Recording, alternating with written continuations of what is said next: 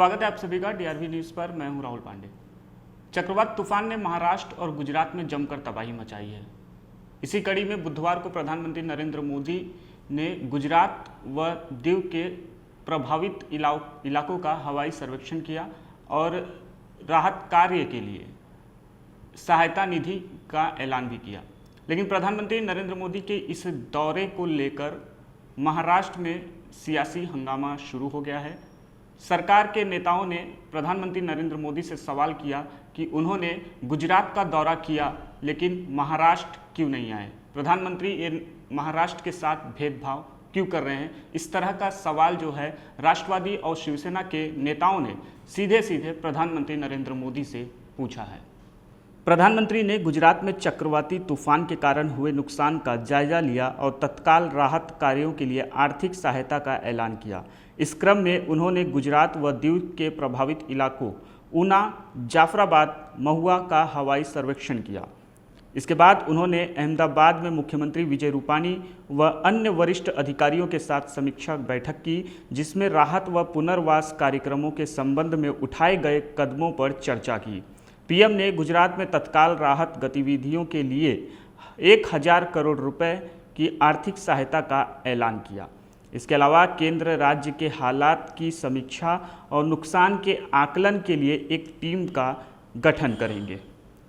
PM के तूफान प्रभावित महाराष्ट्र का दौरा न करने से राज्य में सत्तारूढ़ दल शिवसेना और राष्ट्रवादी कांग्रेस पार्टी के नेताओं में भारी नाराजगी है।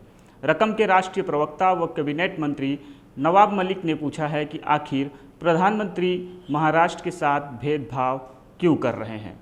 उन्होंने कहा कि जिस तरह तूफान ने गुजरात में तबाही मचाई है, उसी तरह महाराष्ट्र को भी भारी नुकसान पहुंचा है। ऐसे में पीएम मोदी को महाराष्ट्र का भी हवाई दौरा कर पूरे नुकसान का जायजा लेना चाहिए था। यह पूरी तरह से महाराष्ट्र के साथ भेदभाव को दर्शाता है।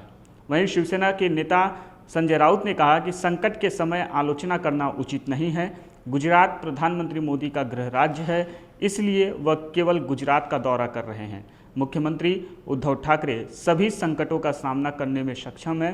पीएम को लगता है कि जहां ज़्यादा नुकसान हुआ है वहां कमज़ोर सरकार है। यही वजह है कि वे ऐसी जगहों पर जाकर लोगों को आश्वस्त करने की कोशिश कर रहे हैं। आपको बता दें कि कोंकण में जहां इससे अनुमानित रूप से सबसे अधिक 1000 करोड़ रुपए का नुकसान हुआ है, सिंधुदुर्ग में 5 करोड़ 77 लाख रुपए के नुकसान का अनुमान जताया गया है। कांग्रेस पार्टी के प्रदेश अध्यक्ष नाना पटोले ने भी प्रधानमंत्री नरेंद्र मोदी पर निशाना साधते हुए कहा कि क्या मोदी सिर्फ गुजरात के पीएम है। उन्होंने कहा कि प्रधानमंत्री के रूप में सभी राज्यों को एक नज़रिए से देखना चाहिए। इस तरह महाराष्ट्र के साथ द्वय्यम व्यवहार करना उचित नहीं है। फिलहाल के लिए इस खबर में इतना ही। इससे जुड़ी हर अपडेट हम आप तक पहुंचाते रहेंगे। बने रहिए डीआरवी न्यूज़ के साथ। नमस्कार।